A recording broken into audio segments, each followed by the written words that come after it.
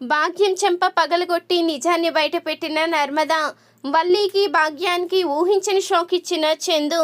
ఈ వీడియో గనుక నచ్చితే తప్పకుండా ఒక లైక్ చేయండి.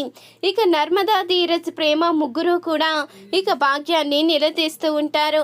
మీరు అసలు మనుషులేనా? మీ అమ్మాయి కాపురమే నిలబడదు అనుకుంటే మేము ఏదో పుణ్యం తలిచి కాపురాన్ని నిలబడితే మీరు చేసే పనులు ఇవా? అసలు మిమ్మల్ని చూస్తూ ఉంటే అసహ్యం వేస్తుంది. మిమ్మల్ని ఇప్పుడు క్షమించే ప్రసక్తే లేదు. మీ నిజ స్వరూపాలు బయట పెడతాను అంటూ అనగానే అసలు మీరు ఏ విషయం గురించి మాట్లాడుతున్నారో అర్థం కావడం లేదు. మా అమ్మడు ప్రెగ్నెంట్ కాకపోయినా ప్రెగ్నెంట్ అని చెప్పాము, ఆ విషయమా? లేకపోతే మీ నాన్న దగ్గరికి వెళ్ళి ఉన్నవి లేనివి చెప్పి మీ ఇంటికి గొడవకొచ్చేలా చేశాము, ఆ విషయమా? ఏ విషయం గురించి మాట్లాడుతున్నావు అంటూ ఆనందరావు అయితే నోరు జారడంతో ఇక భాగ్యం అయితే ఒక్కసారిగా షాక్ అవుతుంది. అంటే మీ కూతురు ప్రెగ్నెంట్ కాదా? ప్రెగ్నెంట్ అని అబద్ధం చెప్పి అందరినీ మోసం చేసి ఇంటి కోడలుగా పంపించారా? మీరు మరీ ఇంత దారుణంగా మోసం చేస్తారని అస్సలు అనుకోలేదు. ఇప్పటి వరకు పోనీలని జాలి తలిచి వదిలిపెట్టాము, కానీ ఇక ఇప్పుడు వదిలిపెట్టేదే లేదు. మా ఇంట్లో వచ్చే ప్రతి సమస్యకి కారణం మీరే కనపడుతున్నారు. ఏ విషయాలు కూడా అత్తయ్యకి మావయ్యకి మధ్యలో ఏవి కూడా తెలిసేలా చెయ్యకుండా మిమ్మల్ని కాపాడుకుంటూ వస్తూ ఉంటే మీరు ఇన్ని నాటకాలు వేస్తారా? మిమ్మల్ని క్షమించే ప్రసక్తే లేదు. ఇప్పుడే పదండి అంటూ ఇక నర్మదా, ప్రేమ, ధీరజ్ ముగ్గురు కూడా అంటూ ఉంటారు. అమ్మ, మమ్మల్ని క్షమించండి అమ్మా, ఇంకెప్పుడు ఏ తప్పు చేయము, దయచేసి వదిలిపెట్టండి. మేము ఏదో మా కూతురు కాపురం నిలబడడం కోసం వేరే దారి లేక ఇలా చేశాము తప్ప మేము కావాలని చెయ్యలేదు అంటూ అనగానే ఇది వేరే దారి లేక చేశారు, మరి మా నాన్న దగ్గరికి వెళ్ళి మా కుటుంబం మీద రెచ్చగొట్టేలా మాట్లాడేలా ఎందుకు ట్రైనింగ్ ఇచ్చారు, ఎందుకు ఉన్నవి లేనివి చెప్పారు అంటూ అడుగుతూ ఉంటుంది నర్మద. అప్పుడిక భాగ్యం అయితే ఏదో కోపంలో చేశామమ్మా, ఇంకెప్పుడు ఏ తప్పు చేయమో, దయచేసి మమ్మల్ని వదిలిపెట్టమ్మా, నీకు పుణ్యం ఉంటుంది. నువ్వు ఈ విషయం గనుక బయట పెడితే మమ్మల్ని చంపడం మాట పక్కన పెడితే మా కూతురు కాపురం నాశనమైపోతుంది. తాను మీకు తోడబుట్టింది కాకపోయినా మీకు తోడబుట్టిన అక్కలా అనుకుని క్షమించండి అమ్మా అంటూ అడుగుతూ ఉండగా ఇప్పటి వరకు మేము చేసిన తప్పు అదే, ఇక మీదట క్షమించే ప్రసక్తే లేదు. మిమ్మల్ని క్షమిస్తూ ఉంటే ఇంకా ఎంతమంది జీవితాలు నాశనమైపోతాయో, అందుకనే ఎట్టి పరిస్థితిలో వదిలిపెట్టేదే లేదో అంటూ ఇక చెప్తూ ఉంటుంది నర్మద అయితే.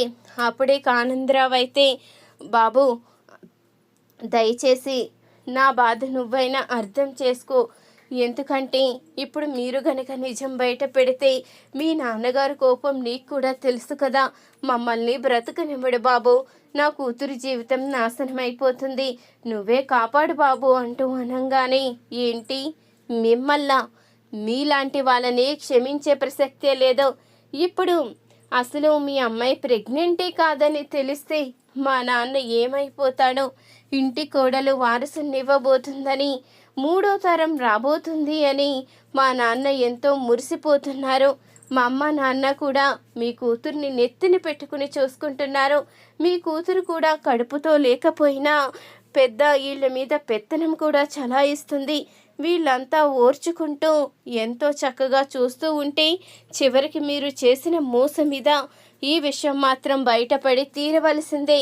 ఈ విషయంలో జాలిపడే పనే లేదు అంటూ ఇక ధీరజ్ కూడా చెప్తూ ఉంటాడు. ముందు పదండి, మీతో ఇక్కడి కాదు అక్కడే తేల్చుకుంటామంటూ భాగ్యాన్ని, ఆనందరావుని బలవంతంగా ఇంటికైతే తీసుకుని వస్తారు.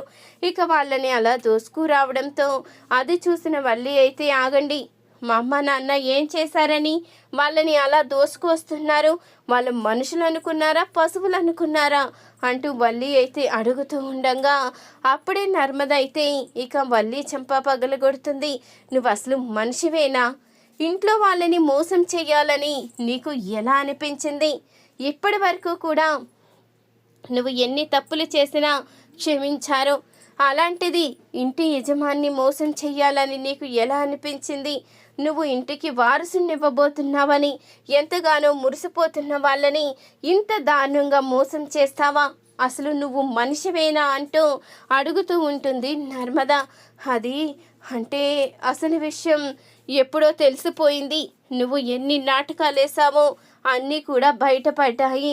ఇప్పుడే మావయ్య గారి ముందు నిజాన్ని బయట పెడతాను అంటూ ఇక అందరినీ పిలుస్తుంది నర్మద. అప్పుడే రామరాజు అయితే బయటికి వస్తాడు. ఏమైంది, ఏం జరిగింది అంటూ అడుగుతూ ఉండగా, మావయ్య ఇప్పటి వరకు వీళ్ళు ఎన్నో మోసాలు చేశారు. ఎన్ని మోసాలు చేసినా మీ దగ్గర విషయాన్ని బయట పెట్టలేదు. కానీ ఇప్పుడు బయట పెడుతున్నాను. వీళ్ళు మన కుటుంబాన్ని నాశనం చేయడానికి ఎంతగానో పూనుకున్నారు. కానీ ఏ కూడా బయట పెట్టకుండా ఈ వల్లి కాపురం ఎక్కడ నాశనం అయిపోతుందని మేము జాలిపడి ఆపితే వీళ్ళు ఇంత మోసం చేస్తారా? అసలు వల్లి అక్క కడుపుతోనే లేదో. ఈ ఇంట్లో గొడవ జరగడానికి కారణం మా నాన్న వచ్చి ఇక్కడ గొడవ పెట్టడానికి కారణం కూడా వీళ్ళే అంటూ అనగానే, అయ్యో కావాలని మా మీద నిందలు వేస్తుంది అన్నయ్య గారు. మాకు అసలు వాళ్ళ నాన్నకి సంబంధమే లేదు. తప్పు చేసింది వాళ్ళ నాన్న అయితే మా మీద నింద వేసి మమ్మల్ని మీ ముందు దోషుల్లా నిలబెట్టాలని చూస్తుంది అంటూ అనగానే, అప్పుడే నర్మద అయితే భాగ్యం చంపైతే పగలగొడుతుంది. నన్ను క్షమించండి మావయ్య. తల్లి వయసు లాంటి ఈవిడ మీద చెయ్యి చేసుకోకూడదు, కానీ చెయ్యి చేసుకునే పరిస్థితి ఈవిడ తీసుకువచ్చింది. ఇప్పటి వరకు ఎంతో సహనంగా ఓర్చుకున్నాను, కానీ ఇప్పుడు కూడా అబద్ధాలు ఆడుతూ ఉంటే సహించలేకపోయాను. అసలు వల్లి అక్కని ఇంటికి పంపించడానికి తను ప్రెగ్నెంట్ అని అబద్ధమాడి మన కుటుంబాన్ని మోసం చేయడమే కాకుండా ఇక్కడ మీ దగ్గర కూడా నటిస్తూ ఉంటే నేను సహించలేకపోతున్నాను అంటూ నర్మద అయితే అంటూ ఉంటుంది. అయ్యో లేదు, కావాలనే నర్మద అబద్ధం చెప్తుంది.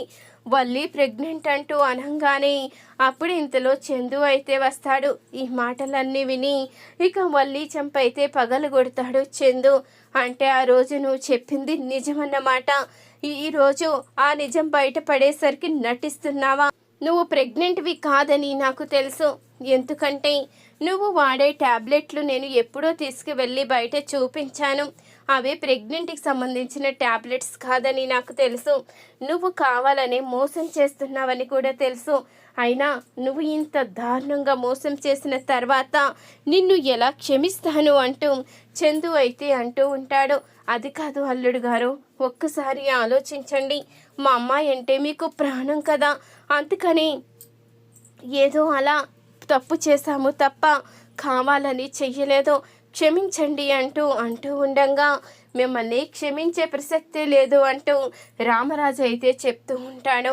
అసలు ఇంటికి వారసుడు రాబోతున్నాడని ఎన్నో కలలు కన్న మాకు ఇంత మోసం చేస్తారని అస్సలు అనుకోలేదు.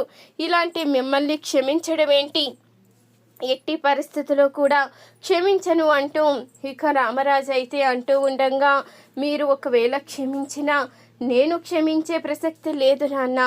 వీళ్ళు ఇంట్లో ఉంటే మన కుటుంబాన్ని ఇంకా దారుణంగా నాశనం చేస్తారు. ఇలాంటి వాళ్ళని ఇంట్లో ఉండనివ్వకూడదు. మీరు వెంటనే బయటికి పోవచ్చు అంటూ ఇక చందు అయితే అనేసరికి అప్పుడే నర్మద అలాగే ప్రేమ ఇద్దరూ కూడా చెప్తూ ఉంటారు. అవును, ఇంతకాలం వీళ్ళు ఎన్ని మోసాలు చేసినా ఎన్ని కుట్రలు చేసినా బయట పెట్టలేదు. కానీ ఈరోజు ఎందుకు బయట పెట్టాము అంటే వీళ్ళు మన కుటుంబాన్ని కూడా విడదీయడానికి ఇంత దారుణంగా మోసం చేసినప్పుడు ఇప్పటికైనా బయట పెట్టకపోతే ఇంకా ఎన్ని దారుణాలు చేస్తారో అని బయట పెట్టవలసి వచ్చింది. మమ్మల్ని క్షమించండి చందు బావా అంటూ వాళ్ళు చెప్పంగానే, మీరు చేసిన దాంట్లో తప్పేమీ లేదు. ఇలాంటి వాళ్ళని క్షమించకూడదు. దయ తెలిచి జాలి తలిచి ఇంట్లోకి రానిస్తే మళ్ళీ ఇంత మోసమా? ఇంత మోసం చేస్తూ బ్రతికే వాళ్ళని మనం ఎలా నమ్ముతాము? ఇలాంటి వాళ్ళు ఉన్న చోట పచ్చగడ్డి కూడా బగ్గుమంటుంది. ఇలాంటి వాళ్ళు ఎప్పటికీ కూడా ఇక్కడ ఉండకూడదు అంటూ పచ్చని సంసారాలు కూల్చే వాళ్ళని ఎప్పటికీ క్షమించకూడదు అంటూ వెంటనే నేను వల్లికి విడాకులు ఇస్తాను అంటూ చందు అయితే వల్లికి భాగ్యానికి ఊహించని షాక్ అయితే ఇస్తాడు. ఇక ఇక చందు తీసుకున్న నిర్ణయంతో వల్లి అయితే కుప్పకూలిపోతుంది. నువ్వు చేసిన మోసాలు అబద్ధాలు కారణంగా నా జీవితం కూడా నాశనమైపోయింది. నీ మాట విని నా జీవితాన్ని నాశనం చేసుకున్నాను, పచ్చడి సంసారాన్ని నాశనం చేసుకున్నాను అంటూ వల్లి అయితే బాధపడుతూ ఉంటుంది. ఈ వీడియో కనుక నచ్చితే ఒక్క లైక్ చేయండి.